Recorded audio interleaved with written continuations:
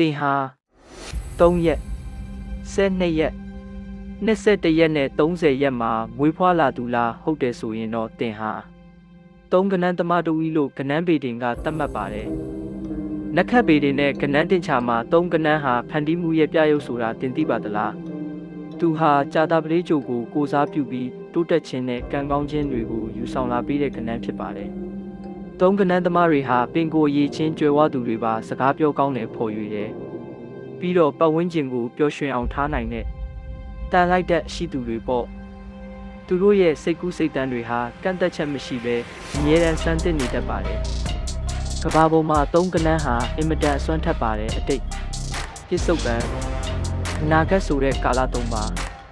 စိတ်ယုံနံဆိုတဲ့အချင်းအရာ3ပါးစသဖြင့်ပြည့်စုံမှုကိုပြတဲ့ကနန်းပါဒါကြောင့်3ကနန်းသမားတွေဟာဘဝမှာအောင်မြင်မှုရဖို့အခွင့်အလမ်းပိုများတတ်ကြပါတယ်